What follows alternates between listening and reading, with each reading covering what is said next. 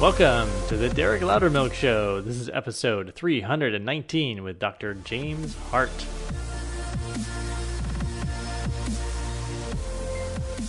Wow, today's guest, Dr. James Hardt, is such an exciting guest. He is one of the world's leading researchers on brainwaves. He's the founder of the Bio-Cybernaut Institute, and his mission is to reduce suffering and help raise global consciousness for a golden age of humanity.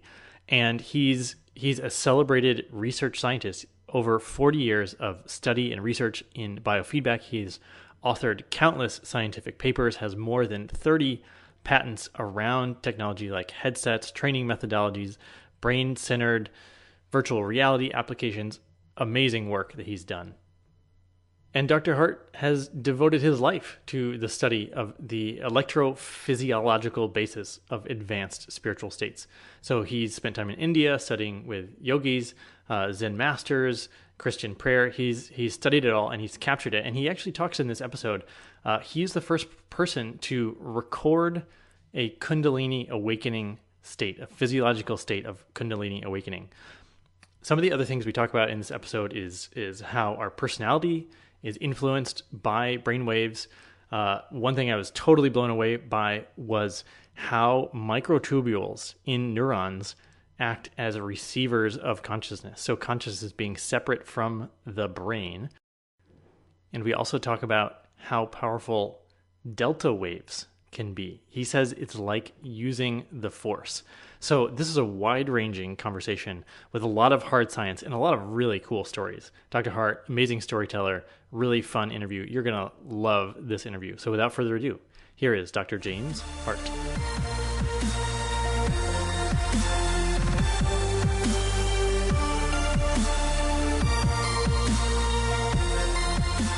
Hooray! Hooray! Hello, Derek.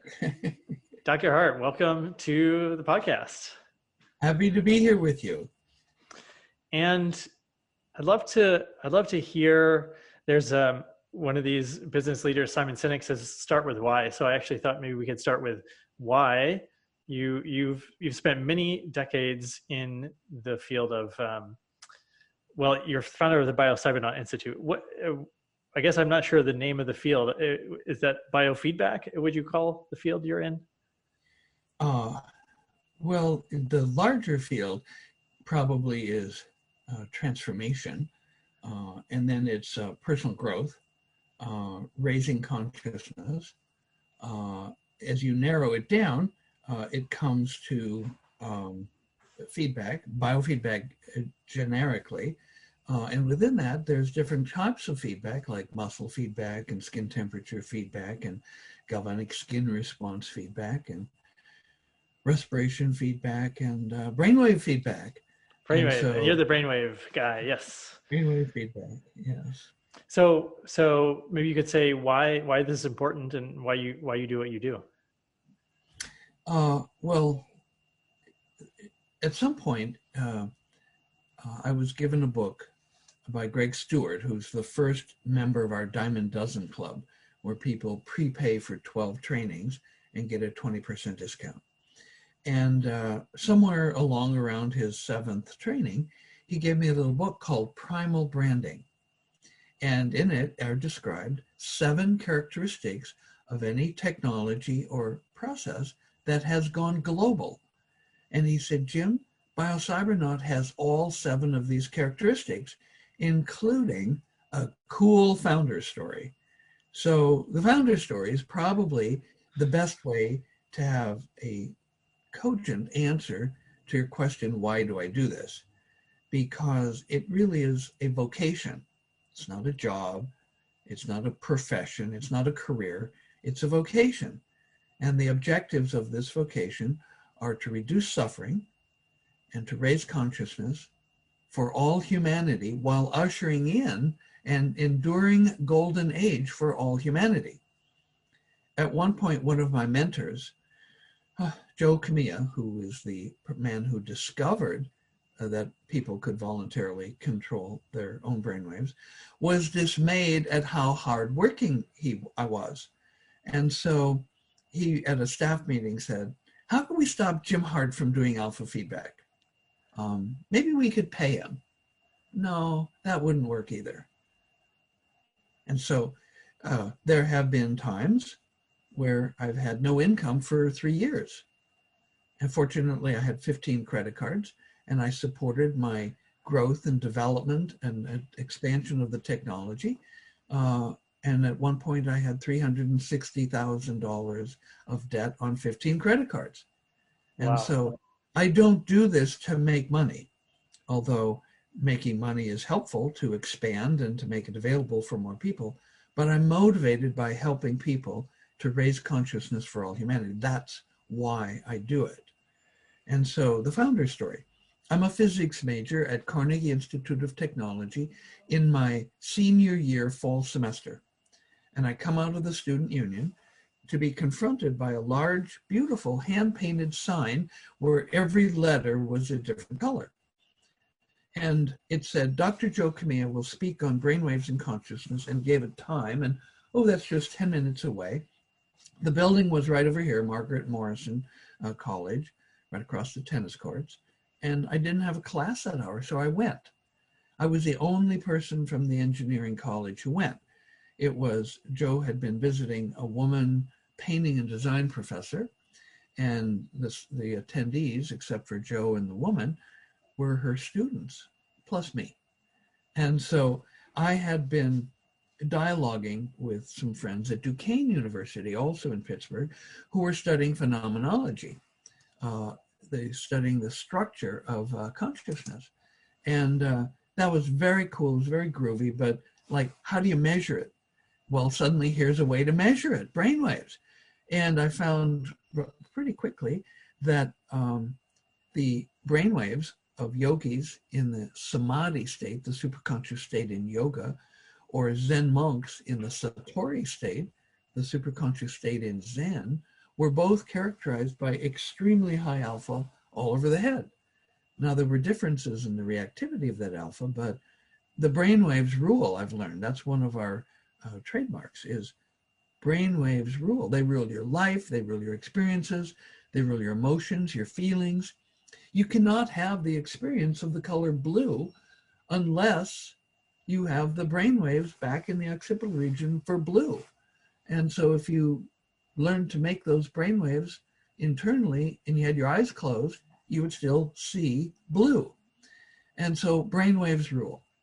Okay, so I'm fascinated. I go to the library. Every spare minute of my senior year in physics is spent reading the history of brainwaves and the research that people had done. Brainwaves were first alpha.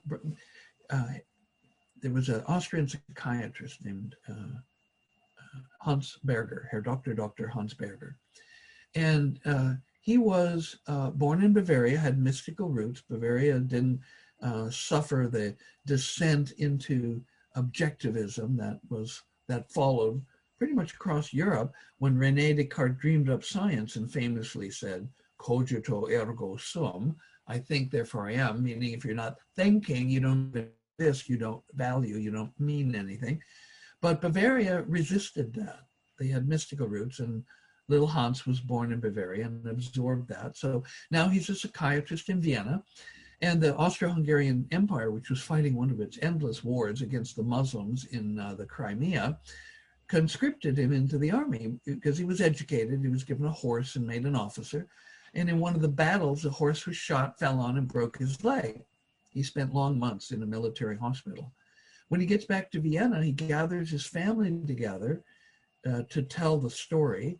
And halfway through, his sister interrupts him and takes him into her bedroom, shows him her Tagebuch, daybook, her diary, in which she had written all the details that he was describing.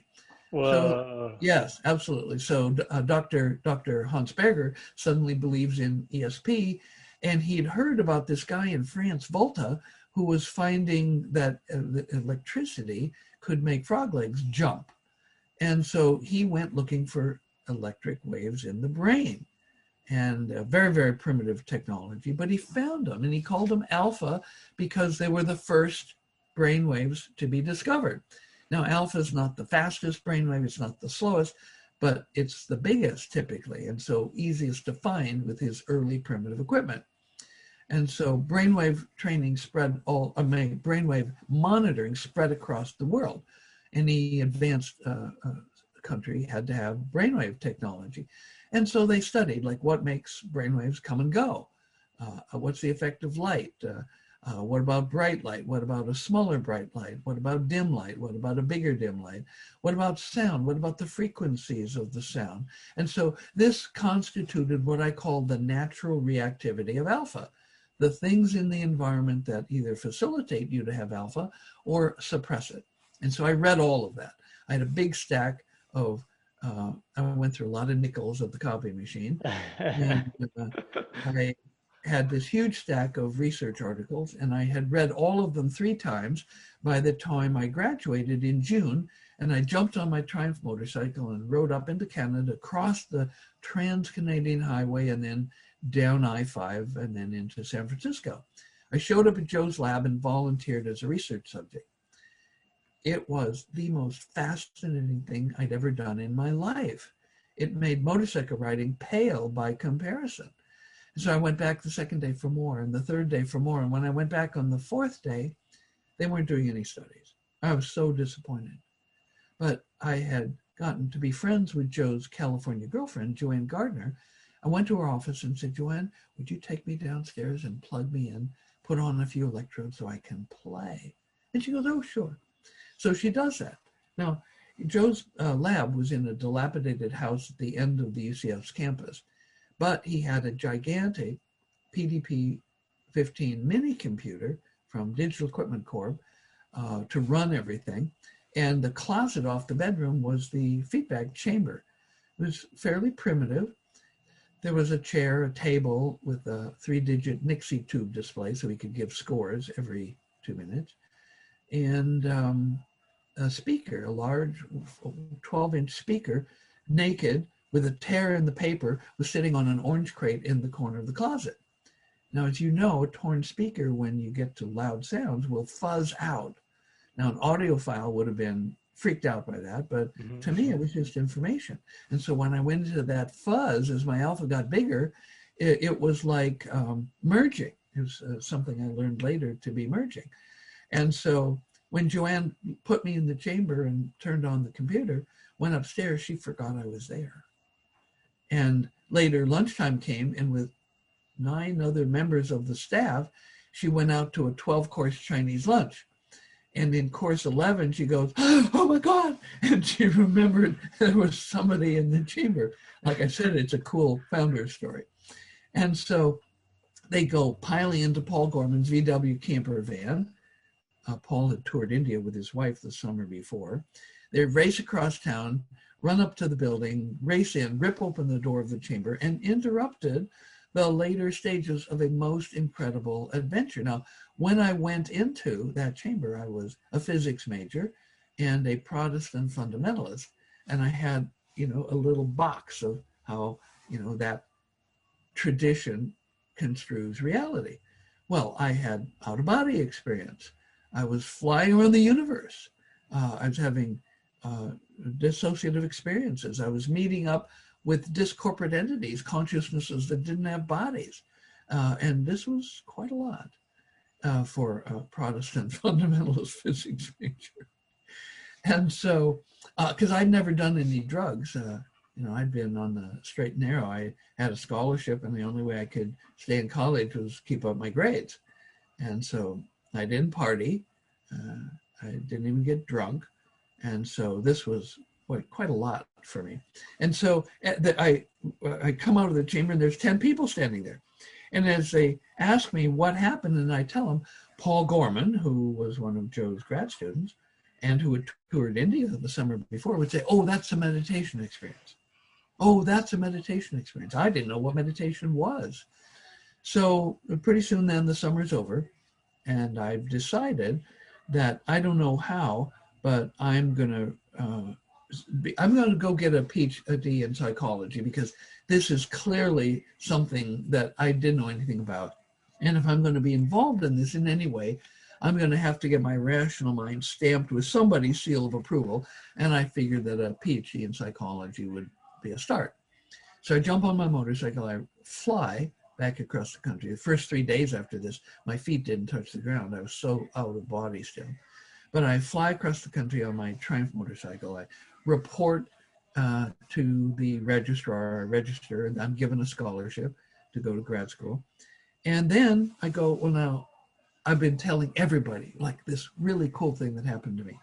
And I've in my senior year, I'd set up an exchange program between the psych department at Carnegie Mellon and the psych department at Duquesne University.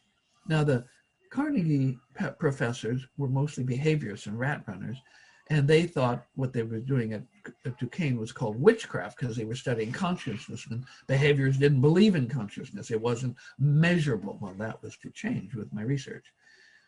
And so one of the professors, Rolf von Eckertsburg, I'd become friends with him. And in grad school at Harvard, he'd been a grad student under Timothy Leary, and he'd taken tons of LSD. He lived at the community at Millbrook for a while, again, taking lots of psychedelics. He was a very turned on guy. He'd walk around, and every moment he was studying the structure of his consciousness. So I go, yes, Rolf is going to know what this was. So I walk into his house, and he takes one look at me, and he sees that I'm profoundly different from the last time he saw me in the spring.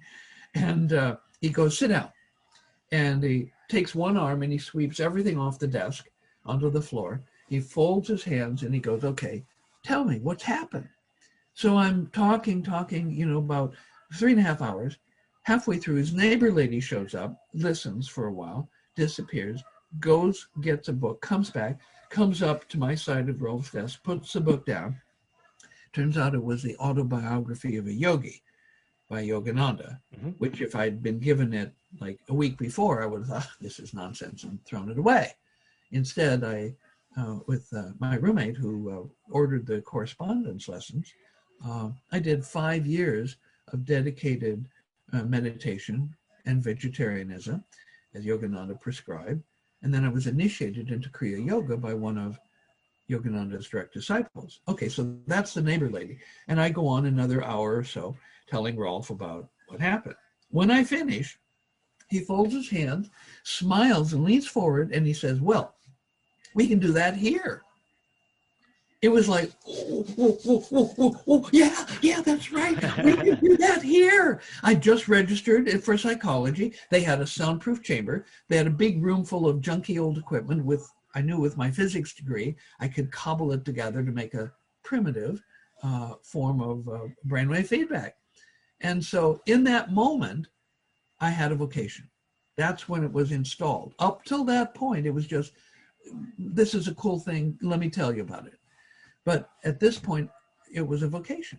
And not hell nor high water was going to stop me from doing this work. And there was a lot of high water along the way. There were technology challenges and there were people challenges. There were a lot of people who tried to stop me from doing this work. Really? Wow.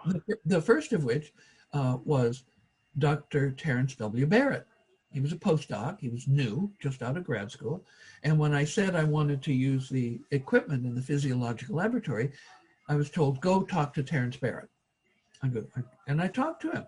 I talked to him about the superconscious state in yoga, which is samadhi, and the brainwaves of samadhi. I talked to him about the superconscious state in Zen, which is satori, and the brainwaves of satori. And he listened relatively passively. And 2 hours later, I get a letter from him in my departmental mailbox that says, permission to use the equipment denied. Nobody, he asserted, nobody who has an interest in consciousness could possibly be serious about getting a PhD in physiological psychology. But if you will give up all this nonsense and submit yourself to me, I will design a program of research that will lead to a PhD in physiological psychology. And I didn't know whether to laugh or cry. But I knew who to go to because the dean was on sabbatical. And the acting dean was Dr. Richard Hayes, who was the only professor in the department who was in any way working with consciousness. He was a Piagetian psychologist following Jean Piaget, the French developmental psychologist who studied the development of intelligence in children. So I went to him, showed him the letter, and he kind of like rolled his eyes. The next day, I got a letter from the chairman of the department authorizing permission to use the equipment. Terrence W. Barrett's contract was not renewed. He was gone the next year. But this earned the enmity of all the physiological professors who were gunning for me and doing everything they could legally to stop me from getting a PhD. So there were obstacles along the way. And man, there's many directions to go. It's a wonderful, entertaining story, and I can tell you enjoy reliving it, recounting it. I guess that story of the guy who first discovered brainwaves and his sister and the ESP connection. I'd love to just have your thoughts on. I believe there's this. It wasn't Freud. It was his student and the collective unconscious. Carl Jung. Carl Jung. So, and so, I want to ask you about ESP and where consciousness resides, and I've heard the brain is maybe like a receiver of consciousness. Could you just talk about that, the brain's connection with consciousness? How many weeks do we have? That's what I like. Well, the question of the origin of consciousness, I think you will be fascinated at the Global Consciousness Summit that's being sponsored by BioCybernaut and hosted by a nonprofit, which is called the Integrated Mind Research Institute. It's free, and people just need to sign up, and it'll be 2 days. Now, one of the delicious theories of consciousness is by Hameroff and Penrose. Roger Penrose just won the Nobel Prize in Physics this year. And he and Stuart Hameroff got together and created this theory of consciousness, which is built on the existence of microtubules in neurons. And they, it's too complicated to go into right here, but they speak about these microtubules to be the origin of quantum effects, which allow the discorporate energy of consciousness to come into the realm, the materium, the realm of matter, and allow consciousness to interact with matter through quantum effects in these microtubules in the neurons. And there will be discussion of this in the Global Summit. I have invited both Hameroff and Penrose to speak. Have not yet gotten a confirmation. Of course, you can imagine Penrose, being 89 years old and just having won the Nobel Prize, is swamped with requests for everything. And Stuart Hameroff is actually in Arizona, same state as, I believe he's in Tucson, has an institute there. So we'll see. But if not, one of my colleagues who has studied them extensively will be speaking on the Hameroff-Penrose theory of consciousness as it is, currently being modified. So that's in regards to the origin of consciousness. So what else would you like to know? Well, that seems like what perhaps a concretization of what people have been saying. One thing that I'm interested in is sort of having evidence or something we can measure or study and point to these previously just sort of unexplainable phenomenon. Mm-hmm. So this sounds like that's what this is. There can like point to something and say, here's. It is. Well, in fact, there was a turning point in my graduate work at Carnegie Mellon where the behaviorists were saying there's no evidence that consciousness is in any way measurable. And so I found a research paper that worked with after images. You know that if you stare at a bright light and close your eyes, you can see after images of the bright light, which fade over time. Now, the perception of the light and the fading of the light is entirely internal. there was, I say was, there was no way to measure it until come along brainwaves.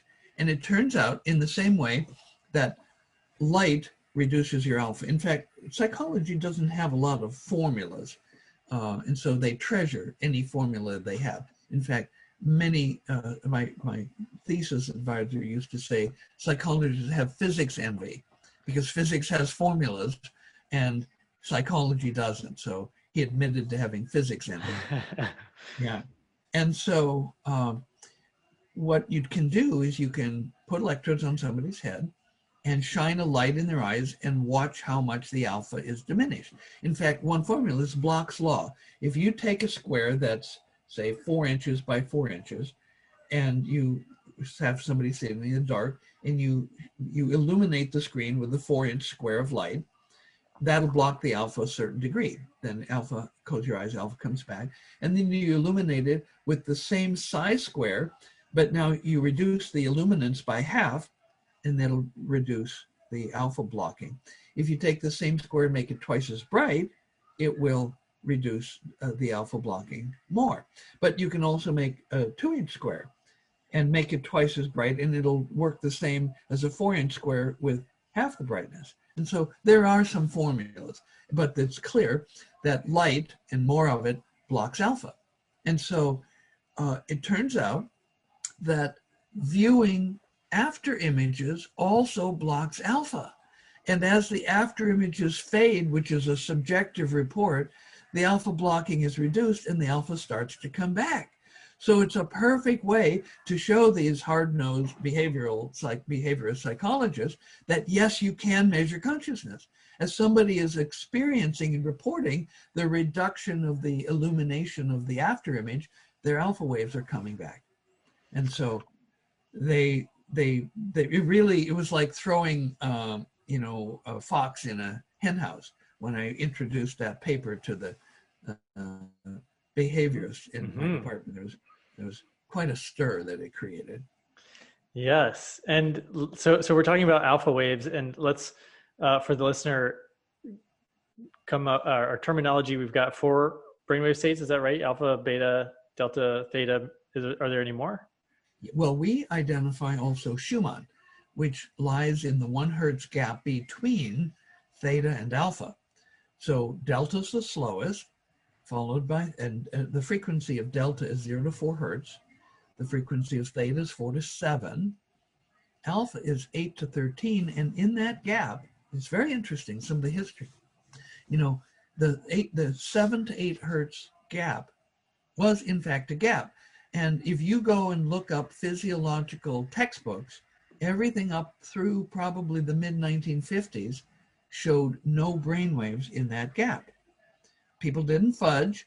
Theta was 4 to 7 and alpha was 8 to 13. And there was a gap where humans did not have brainwaves, not between 7 and 8 Hertz. If we go up higher, 13 to 25 is beta. Some people would say 13 to 40. But above beta is gamma. And there are some frequencies that are called ripple that go up to 120 Hertz. But in general, the gap between 7 and 8 was observed by electroencephalographers from the inception of Dr. Berger's work up through the mid-1950s. There was no human brain activity in that range. Now, I have a theory, but now there is. I mean, we find some people, in fact, the person I know who has the biggest, what we call Schumann brainwaves, I call it that because the Schumann resonance, which is a resonant frequency between the surface of the Earth and the bottom of the ionosphere, is about 7.83 Hertz. This is well known. And so here we're talking about a frequency in that range, 7 to 8 Hertz. And the person I know who has the greatest Schumann is a Polish man. He's trained mostly at my center in Germany. He's done a number of trainings. And he famously said on his Alpha 2 training in my German center, he said, why is it that I can solve problems so much easier in the chamber than I can outside the chamber. And I go, well, Janusz, it's very simple. In the chamber, you have a bigger brain. Outside the chamber, you have carbon-based circuits inside the skull. In the chamber, with the electrodes, you are connected to silicon-based circuits. And so your consciousness becomes a hybrid of carbon-based circuitry and silicon-based circuitry, and you have a bigger brain. So of course you can solve problems easier. In fact, as an aside, when I trained some scientists from Stanford Research Institute, they solved problems in the chamber that they'd been unable to solve for the last 2 years. And when we measured their creativity before and after, the average increase in creativity from 1 week of biocybernaut alpha training was a whopping 50% increase. It's like in the X-Men, the chamber that Professor X goes into to sort of see around the world. That's what it reminds me of. Well, you also wanted to know about ESP, and so Dr. Hans Berger was looking for the basis of ESP. That's why he went in search of electrical waves in the brain, because of what had happened with his sister, obviously tuning into every detail of his experiences, where he was shot, how the horse fell, the months in the hospital, the Militarisches Krankenhaus, the military hospital. And so, but with his primitive equipment, he couldn't find it. He did some great work. He discovered that alpha was lower in highly anxious people. And so when I came along and went through the body of research, I decided to make anxiety reduction a principal topic of my doctoral dissertation. And so I selected students who were high in anxiety and low in anxiety. When you use the extreme groups design, it's a statistical design that gives more power to discovering the relationship between alpha and that characteristic than if you just randomly select people at all different levels of anxiety. And so I found that with high anxiety students, that when alpha went up, both kinds of anxiety went down.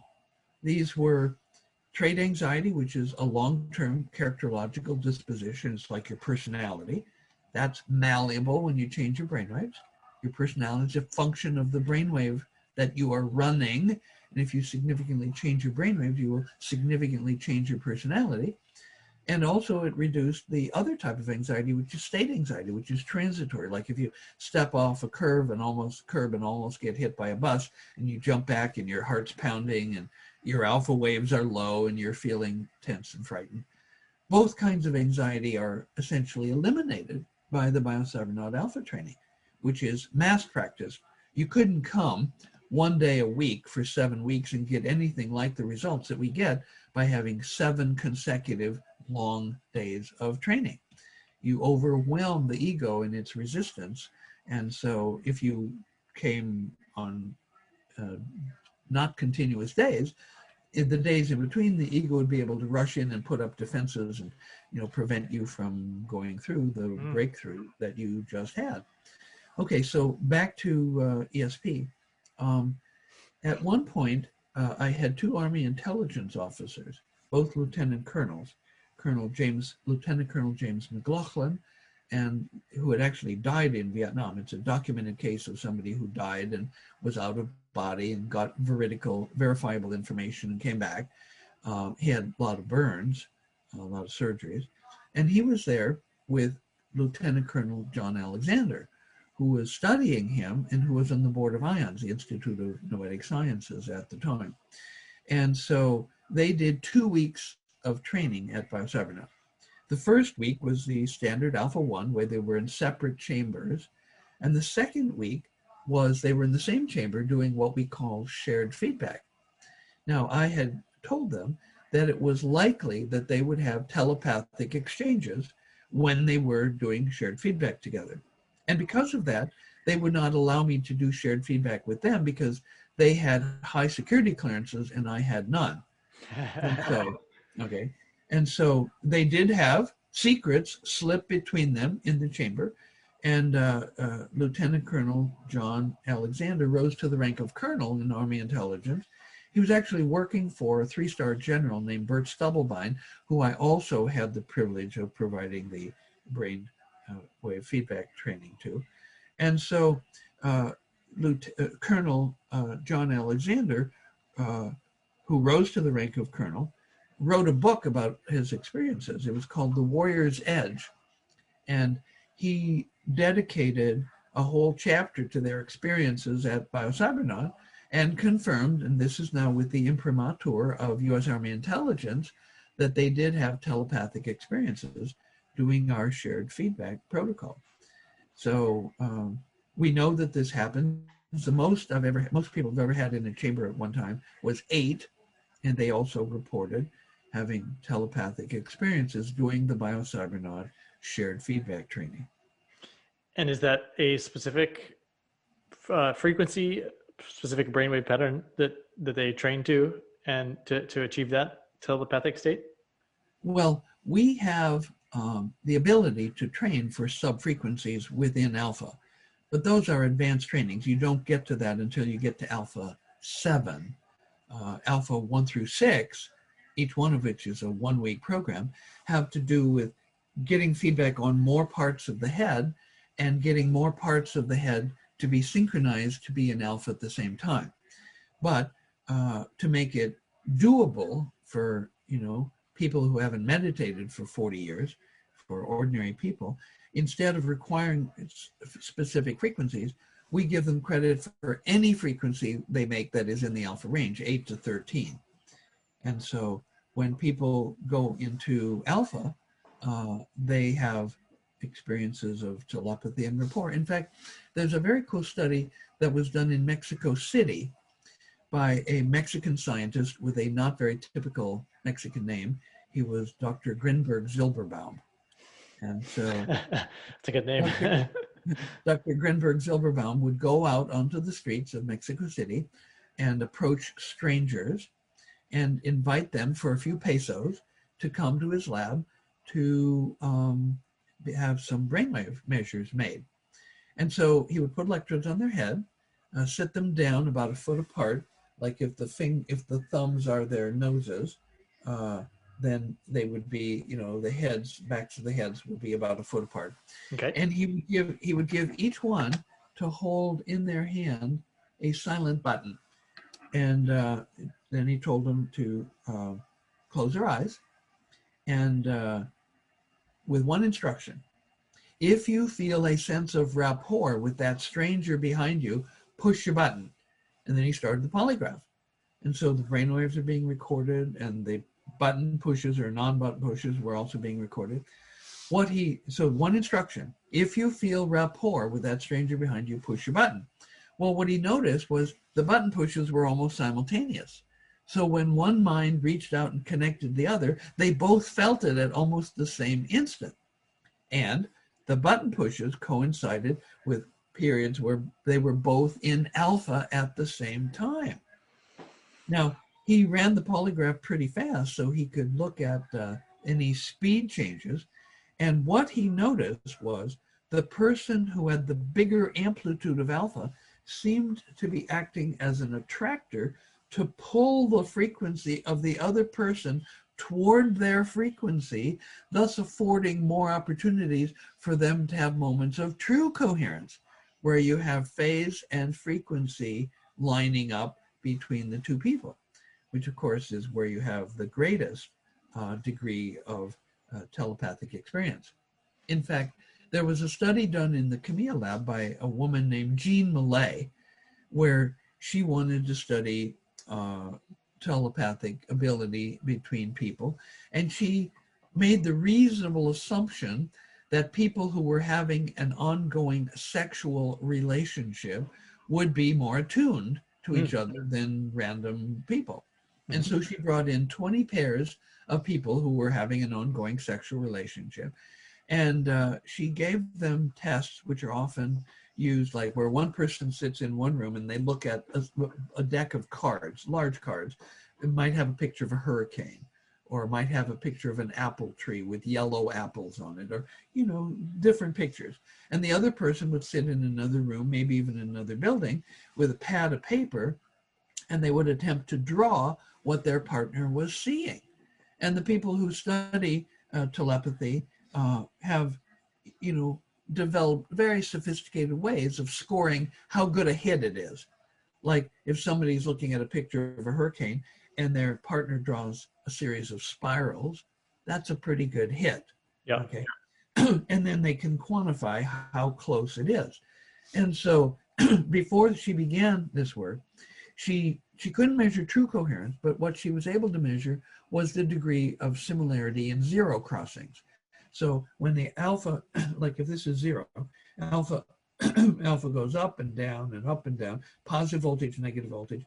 If the two people in this ongoing sexual relationship had a high degree of matching zero crossings, which could be completely in phase or completely out of phase, so it's not the perfect measure, they were better at this telepathic exchange of information.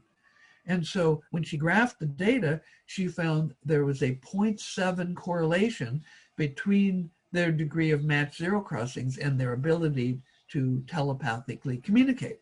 And so hats off to Herr Dr. Hans Berger, who was looking for the secret of ESP in the brainwaves. It's there. You just need to be a little bit sophisticated in how you measure and do feedback. Wow. Yeah, I've wondered about that because with my children, I have two young kids, and it seems like they communicate to me telepathically. They're directing, before they could speak, especially, and I was like, how do I know exactly what you want? And because we're spending so much time together, it seems we must be in coherence or something like that. Yes, that develops. Well, Willis Harman, who, like Lieutenant Colonel John B. Alexander, was on the board of the Institute of Noetic Sciences, described the process of the way we acculture children as meeting all the definitions of hypnosis. So traditional acculturation of children basically hypnotizes them into the dominant worldview. And so telepathic abilities of children often fade as they grow up. I can see that. I think I heard in another interview you were giving about delta waves and that they were potentially used to like remotely assassinate people.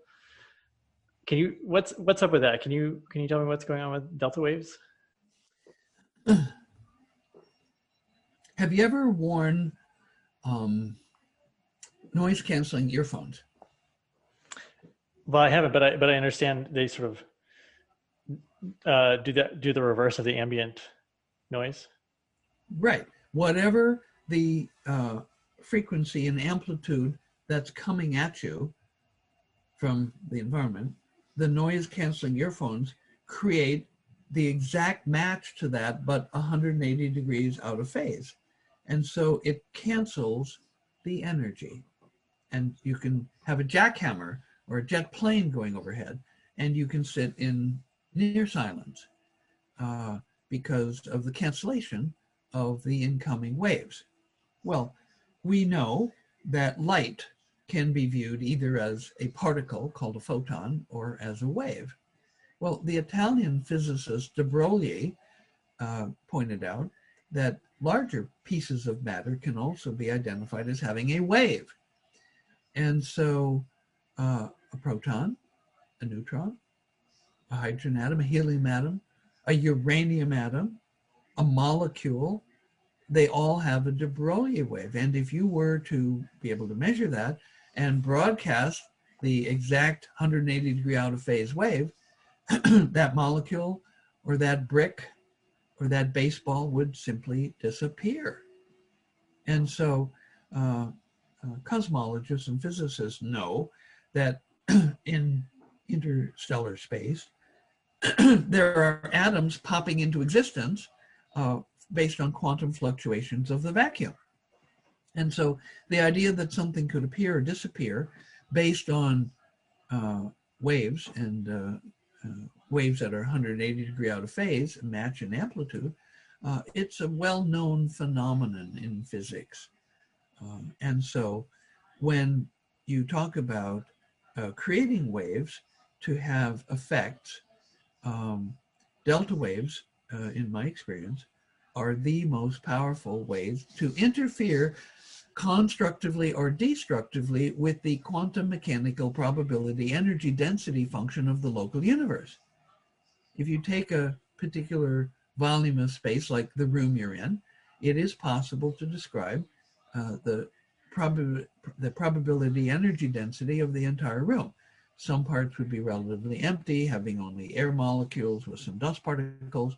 Others, like the pictures on the wall of the bookshelves behind you, would have other waveforms. But these could be, in fact, canceled by broadcasting a wave that was waves that were 180 degrees out of phase with that entire room. So the room and you could be disappeared.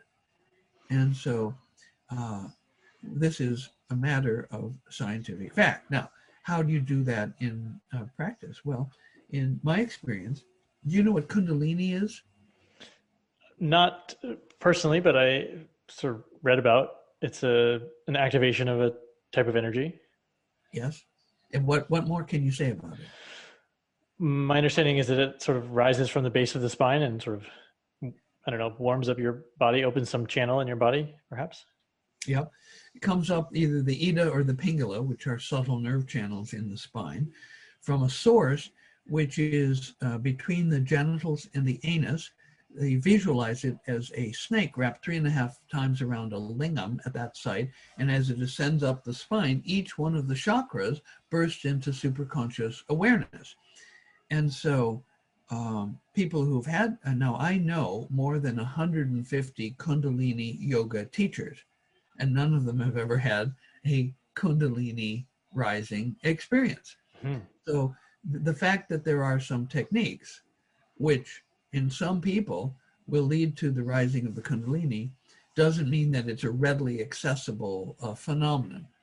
However, in 1988, I was privileged to record for the first time in science the brainwaves of Kundalini. And it was a very interesting situation. I had a call from a man who was hanging out with a Zen master. I knew this Zen master because I had studied his brainwaves. And they were both planning to come for alpha training. At the last minute, the Zen master decided not to, so this man came alone.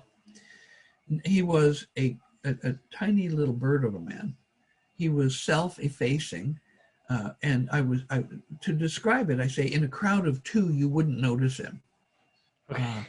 Okay, he was self-effacing, almost, I thought, to a fault. And I didn't know why. And he had modest brainwaves. Nothing to write home to mother about. Typical, like 80% of humans have their biggest alpha at the back of the head in the occipital region. And he had that pattern. But the amplitudes were, shall we say, on the low side of modest. And so, but there was something quite fascinating about him. He was on a 3-year paid leave of absence from IBM with no requirement to go back at the end of the 3 years. And so I'm wondering, like, what is this milk toast? What does this wallflower of a man have that IBM wants so badly that they're willing to pay him a 3-year leave of absence in the hope, not the requirement, in the hope that he might decide to come back? So I did some digging, some exploring. And it turned out that on day 3, he had massive delta waves, massive, sweep across his head. 6 of the 8 channels we were recording, left and right, central, left and right, temporal, and left and right frontal, broke out, and they'd be like, his body would twitch like that. And then, so there'd be muscle artifact for a half a second, and then these massive delta waves would emerge and run across the page for 15 or 20 seconds. Sometimes at the end would be another twitch, and it would be gone. Now, I'd never seen this before. And so it was absolutely fascinating. The year was 1988. And so at the end of the day, we look through the paper polygraph records, and I'm pointing this stuff out. And I go, well, what is this? And he's shrugging his shoulders like, I don't know. I don't know. So he leaves after the debriefing. And I say to my assistant, Maureen, we're going to get to the bottom of this. In the chamber that he was in, I had 16 speakers, 4 on the front wall, 4 on each side wall, and 4 on the back wall. And the way I had written the computer program, I could direct any linear combination of channels to any speaker. And so he's doing alpha 1, so he's getting broadband alpha, and the front speakers are producing sound. But I said, we're going to take those 6 channels of delta, and we're going to route them to the channels on the side and on the back. And we'll have the same amplitude as the alpha. And so if he ever does that again, he's going to get blasted because the delta was like 10 times bigger than his alpha. And if we run with the same volume, he wouldn't, at the end of a day where he had that, when I asked him what made those speakers boom, he wouldn't be able to say, I don't know, because it would be so obvious. Okay, so day 4 comes, he would put electrodes on, put them in the chamber, and he does it again. The speakers are booming. This 2-ton chamber is like rocking. And so at the end of the day, I'm all excited. I go in to do the interview, and I go, okay, well, what was that? And he goes, well, what was what? I go, when all those speakers were going off. He goes, oh, well, that was when the Kundalini was coming up. I go, Kundalini? You have Kundalini? Why didn't you tell me? And he goes, well, I didn't think you'd understand, and I didn't think it was that important, and so, taking it away. So now I really dove into his background. So it turned out that he was a mid-level clerk working for IBM in Marseille, France. And on one hot summer day, the entire downtown of Marseille was paralyzed by a gigantic traffic jam, where the French blow their horns continuously until their batteries run down, and then they swear at each other in French. It was like one of those events.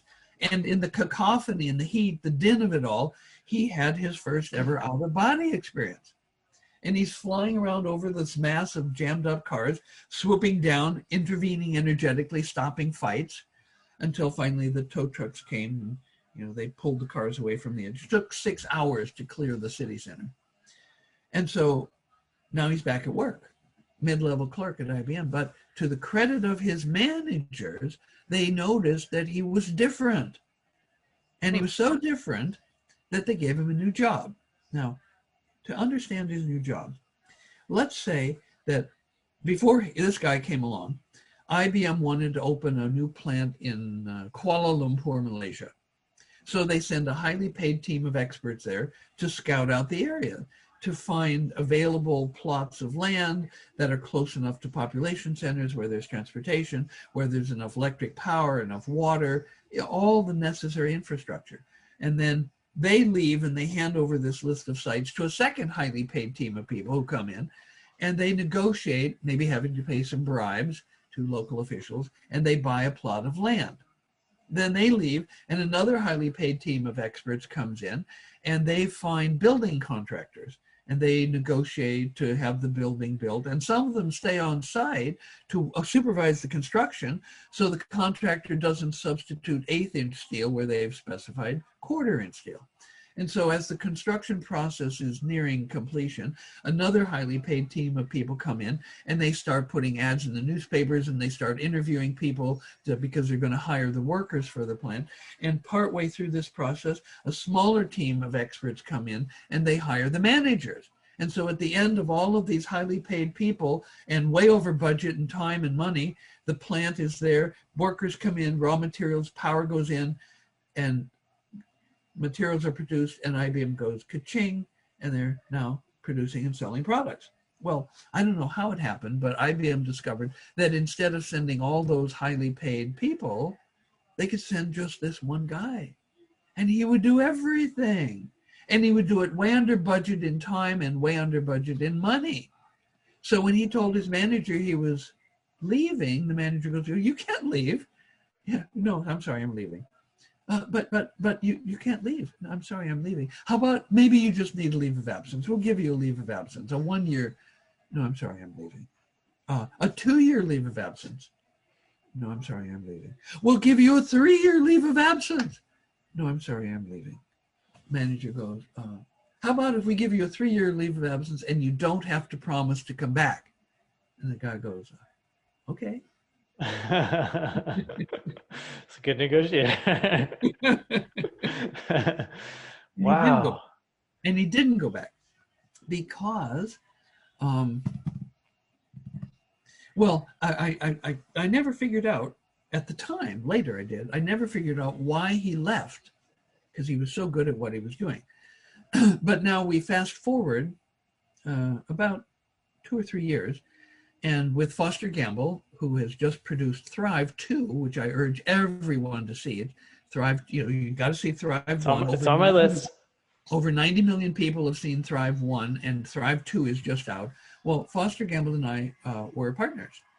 And so Foster had persuaded me for the first time to provide theta trainings to the general public.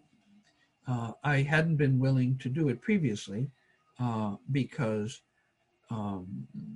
we had to make sure that people, when they came out of the chamber, would come down enough in order to be able to drive. What we did at Mind Center was a high-end business park with little manicured grassy knolls and duck ponds. And we would confiscate people's keys in the theta trainings.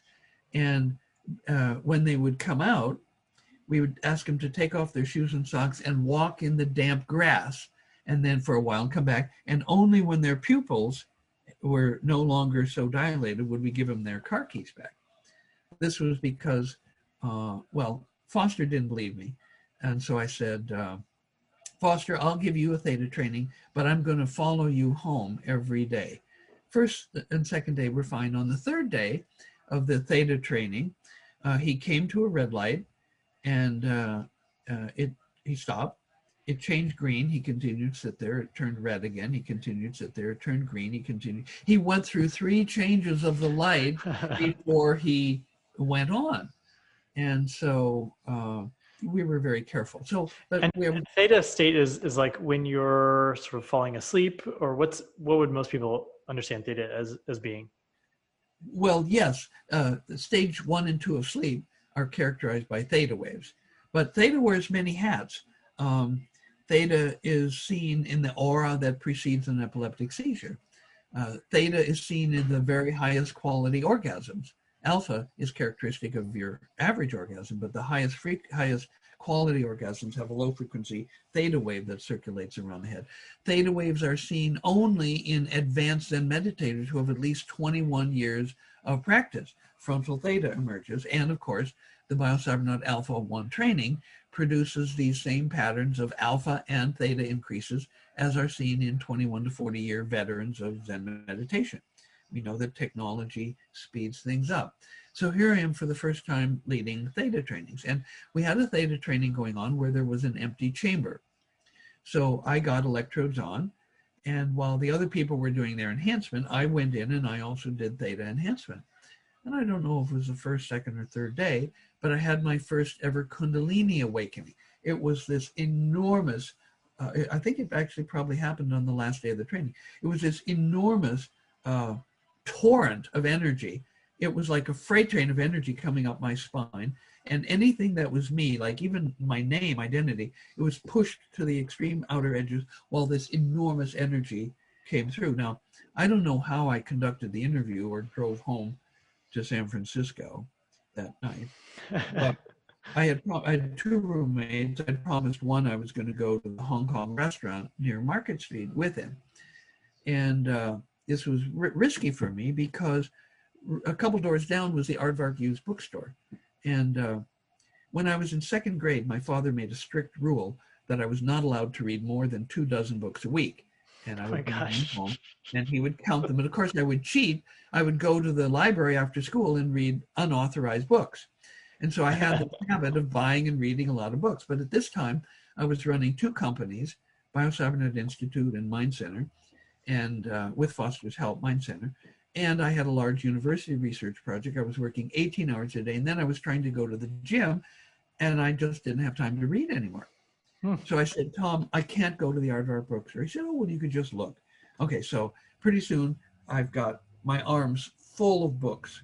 And my thinking is, well, I'm not going to buy any of these, but maybe I'll buy one, and I'm going to ask the clerk how much they are. They didn't have prices, just barcodes.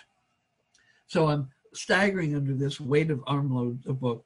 And I say, Tom, I can't carry any more books. Let's go up to the checkout. And so I dumped the books down, but Tom distracted me with a question.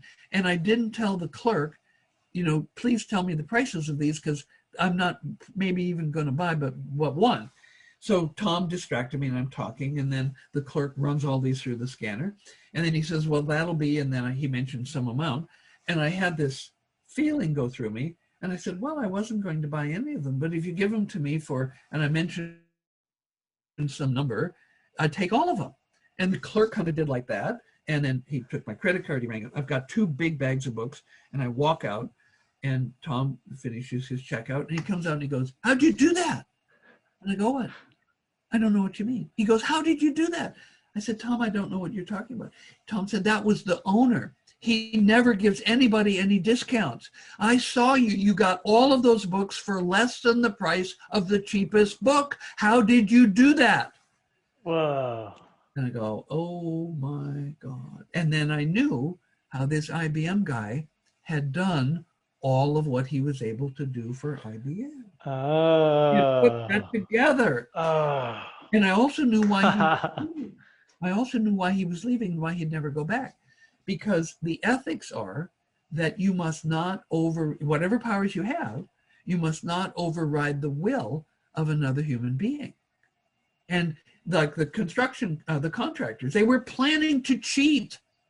They were planning to use substitute inferior materials. And he overrode their desire to cheat and to commit fraud. And that is unethical. Can't mess with someone's free will. Can't mess with somebody's free will. That's so your experience in the bookstore sounds a lot like the Obi-Wan Kenobi. These are not the droids. These aren't the droids you're looking for. Move along. Wow. Delta. That's Delta. Okay. Do you ever do that, or can you do that still? Well, I studied Celtic magic with 2 thrice masters. One of them was an archdruid. And he said, first of all, he goes, Jim, it takes me forever now to set up a work of magic. And I go, Robert, why is that? He said, you don't know this, but he came into his powers as a young man of 19, and he was bisexual. And he would put spells on people, men as well as women, and make them fall in love with him. Well, as an older man, he suffered enormously from the karma of overriding people's wills. And so he said now he would use his powers only to manipulate events and objects, not people. And so it would take longer to set that up. I had a famous Indian chief in Canada who had delta waves, and one of his goals was to score the winning goal in a hockey tournament. And he carefully didn't specify what team he was going to be on or what team was going to be defeated. He was just had this goal and left it up to the universe to determine. And fortunately, his son was actually present when he scored the winning goal in a hockey tournament. And so there are rules for using these powers, and you can break the rules, but if you do, there are karmic consequences. And I don't know what people would be seeking and suffering. Wow. Do you have time for one more question? 10 or 12 if you like. Oh my gosh, you're a great storyteller. This is fascinating. Okay, if I only have one more question to ask, I want to understand a little bit about connecting with the Akashic records and creativity, and how sometimes people around the world invent the same thing at the same time or solve these problems. Like you said, these people were able to solve problems that they've been thinking about for years, and then finally have that breakthrough. Could you talk a little bit how brainwaves enable that? Sure. Well, remember, brainwaves rule. So any experience you have only when you have the right pattern of brainwaves. Now, over time, people have discovered and developed methods of changing their brainwaves. Shamanic drumming. You do shamanic drumming for 8 hours without stop, and you will go into an altered state. How about Sufi dancing? Uh, how about sex? How about fasting? How about meditating? How about plant medicine, psychedelic drugs? All of these have their effects only because they change the brainwaves. Brainwaves rule. Well, the royal road to brainwave control of brainwaves you want is the BioCybernaut brainwave training programs. There's 24 levels of the alpha training, 24 levels of the theta training, and 18 levels of the delta training. And there are, as I mentioned, with the shared feedback, there are things that are off menu that can be specially tailored. And so creativity is so important to human culture that it has been extensively studied. It turns out that there are two different types of creativity, both of them rare. One is the alpha creativity, and then even more rare is the theta creativity. And so theta allows you to access the Akashic records, that's a part of the question where we're going. Edgar Cayce, who I think died in 1945, was called the dreaming saint. A devout Christian, a father, a husband, a Sunday school teacher. He would lie down on his couch, fold his hands across his chest, and go into what is everyone recognizes now as a theta state. And he would do what are now called readings. So even though he was, a 1940s Christian, he accepted eventually that he was accessing the Akashic records. Akasha is a Sanskrit word that means primordial substance. And the Akashic records are an energetic database of all knowledge that was, is now, and ever will be. And so he would do readings, and people would ask, like, well, how do I get rid of a ward? Or, prominent, important, world-changing kinds of things. And he would go into the records in this state and come forth with readings. These were recorded. There are books of, and I commend Edgar Cayce to anyone who's interested in learning more about the Akashic records. But let's first talk about the somewhat less rare form of creativity, which is in alpha. In the mid-'80s, Colin Martindale undertook to study the brainwaves of creativity.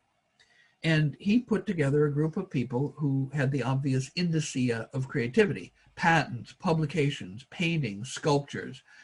And he created a matched group of normals, people who were demographically the same, but didn't have any of these indicia of creativity, and brought them into his lab, measured their brainwaves under two conditions. One was at rest, and another one was while working on problems that he had given them. Now, intriguingly, at rest, there was no difference in the brainwaves between the creative people and the normals.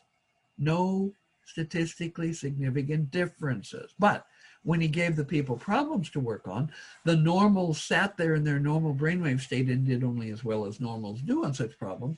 And the creative people immediately somehow and naturally turned on high alpha, which enabled them to quickly and effectively solve the problems in a manner that distinguished them as creative people. And so, as I said, creativity has been much studied, and the alpha form of creativity is known to have 4 stages. The first stage is called paying your dues, learning the data of the field, finding out what the good problems are. You can't solve a problem unless you know that it exists. And so the first one is, basic research. Then the second stage is called incubation, where you pick one of those problems and you start to brew on it. You obsess about it, you think about it. And then at some point, if you're a creative person, you will have a big burst of alpha where it'll all come together. It's called the eureka, the I found it. And then the 4th stage is verification, where you go back to your shop, your bench, your lab, whatever, and you test out this insight to find that it's real. Now, there's a cool story about Archimedes. He was a philosopher, scientist in ancient Greece. And the king called him in. The king had just had a new crown made by a goldsmith. And the king suspected that the crown was not the pure gold that the king paid for. And so he didn't want to drill into it because it was a beautiful crown. So he tasked Archimedes with finding a way to figure out if the crown was pure gold without drilling into it. And so he's got the problem, okay? And now he's brewing, he's incubating. And so, one of the cultural norms in Greece was you would go to these public baths and get in naked and take your bath. Well, as Archimedes got into the public bath, he saw the water level rise. And so this, with the fact that he'd been thinking about this, he jumps naked out of the bath and goes running down the streets of Athens yelling, "Eureka, Eureka!" It was quite a scene because naked men didn't usually go running down the streets of Athens yelling, "Eureka!" But what he had figured out was that he could take the crown and weigh it. Then he could take a pure gold of exactly the same weight and put the crown in the water, the full tank, and measure how much water flowed out. Then he could fill that container again and put the equivalent weight of pure gold in. And if less water flowed out, he would know that the crown was contaminated with baser metals than gold, which had a higher volume to weight ratio. And so it was an example of him solving a problem. And that's where the eureka moment and the creativity comes from. Mm-hmm. And so creativity is known to have these 4 stages. And what you can do in alpha, and this is especially poignant when people are doing the forgiveness who are germane to the forgiveness. Well, in creativity, your brain in a high alpha state, your brain can go out and pull in something from column B and something from column W and something from column M and assemble them in a novel way, and there's the solution to the problem. But that requires that at some time in your life, you came across the evidence, the data, the information that you may have forgotten about, but in alpha, you can assemble into the creative synthesis. And so that's why alpha creativity is so powerful, because anything you've ever experienced any time in your life becomes available to be called in, to be assembled into the creative solution. But here's where the problem comes in. What if the problem you're trying to solve requires information that is not known to you? Or maybe it's not known to any human in your historical time period. This is why you want to be able to develop theta waves to access the Akashic records, a database of all knowledge that was, is, and ever will be. Now, one of the most exciting stories of theta creativity, and I'll tell you 2, one was Thomas Edison, but we'll do him second, was Kekulé, an organic chemist. This probably goes back to the early 1800s when benzene, a hydrocarbon, had become an important industrial solvent. And the new science of organic chemistry kind of took it on as a moonshot to try to synthesize benzene because it had become an important industrial solvent and there wasn't much around. And so Kekulé became obsessed with this problem. He would work late at the lab every night and take the last tram home, have a big meal, and then drowse in front of the fire. Now, there was no radio, television, cell phones, or even electricity. And so, but he'd grown up with fireplaces. That's how they heated their homes. And so he began to see furry balls moving around in the fireplace.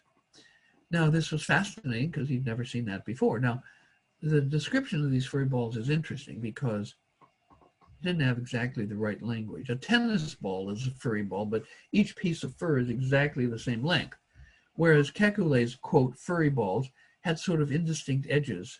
They were round, but toward the edges, they sort of fuzzed out to indistinctness.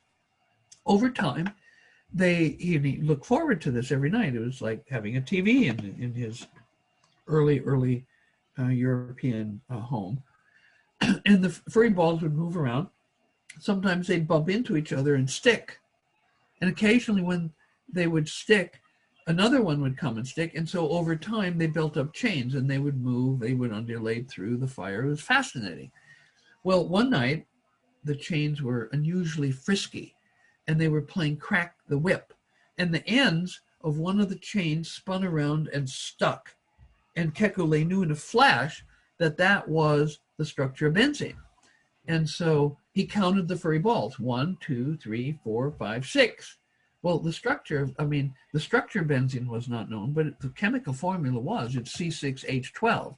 And so once he saw that it was 6 carbon atoms in a ring, each having 2 hydrogen atoms off of it, he was able to rush back to the lab and synthesize benzene. Now, I would submit that what he was seeing is what scientists more than 100 years in the future would see when they invented the electron microscope. Because when you look at an atom with an electron microscope, what you see is kind of like a furry ball. The cloud of electrons around an atom doesn't have like a tennis ball fur. It doesn't have a sharp edge. It just fuzzes out. You might find an electron 5 feet away from an atom that's on its way back to be around the nucleus. And so I think what Kekulé was doing was pulling out of the Akashic records the actual structure of an atom, which wouldn't be viewed by electron microscopes until they were invented more than 100 years later. And so that's a good example of using theta to solve a problem that you couldn't solve with alpha creativity. And is there something about the fire itself that would help with the creating that theta wave state? Staring into a fire, generating some brainwave state? Well, if you can imagine a man who's worked all day, just had a big meal, and now he's lying down in front of the fire, he's going to drift off into theta. Okay? It could be anything that he was looking into, but of course, a fire has, flickering components, and so that the randomness of it may have helped break through his functional fixity to allow him to begin to see the objects of his desire. Now, I'd like one more theta story. A lot of this, to many people, on first hearing, sounds a little woo-woo. It sounds a little like New Age nuttiness. But any one of those people, if I ask them, do you know who Thomas Edison is? Thomas Alva Edison. They'll say, oh yeah, he's the guy that invented the electric light bulb. Well, yes, he did. But he also had more than 1,000 patents based on information that he pulled out of the Akashic records. Now, he was working in a time period where they didn't have brainwave feedback. But Edison had a technique to make sure that he could go into theta readily.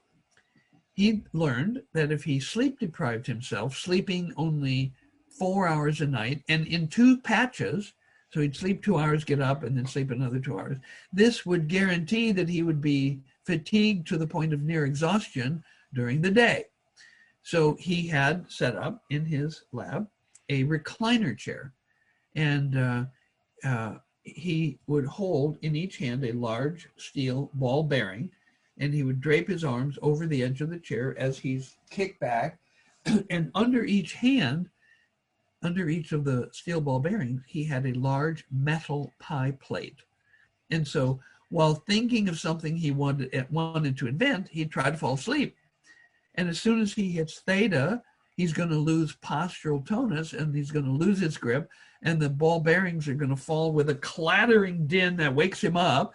And when he wakes up, he grabs his pen and a paper, and he writes down whatever little piece he was able to pull out of the Akashic records. Then he retrieves the balls, he's still fatigued, and he lies back, he tries to fall asleep again. And so doing this process repeatedly, Thomas Alva Edison was able to access enough information from the Akashic record. To any skeptic, I would say, look at the data. Those are just wonderful stories. Fascinating. Very, very fabulous. I'd love to give you a chance now to talk about where people can find you, and you also mentioned the Global Consciousness Summit. Whatever you'd like to direct our attention towards, be great. Well, the website is www.biocybernaut.com, and that's BIOCYBERNAUT.com. And a biocybernaut is to inner space what an astronaut is to outer space. The Greek suffix naut implies somebody who goes on an adventure. first came to my awareness with Jason and the Argonauts. Jason went off with some intrepid, brave friends to go through all kinds of adventures in search of the Golden Fleece, which was a precondition for the king to give him his daughter's hand in marriage. And so we had Jason and the Argonauts, all kinds of adventures, mythical creatures, and you can check it out. But then we had cosmonauts, and we had astronauts, and now we have biocybernauts. Excellent. And cyber is reflective of an ancient word called cipher, which meant to calculate. And so it's used for the calculating technology that we now call computers. And of course, bio relates to the body. And so with the body information, in this case from the brain, using the calculating computer technology, we can go on this inner adventure, bio, cyber, not. Beautiful. So fantastic. Dr. Hardt, thank you so much for joining me. It was a pleasure. And so tell your friends, the free Global Consciousness Summit, it spans 2 days. It's the 21st and 22nd of November. And if you go to the biocybernaut.com website, you'll be able to find information about how to register for this free Global Consciousness Summit. That's super exciting. We'll definitely have everything linked up and all the books that you referenced in this, in your storytelling as well. So really, really appreciate everything you shared today. Thank you, Derek. Wonderful to be with you. Likewise. Thanks for coming. Okay. Bye. All right. Bye-bye.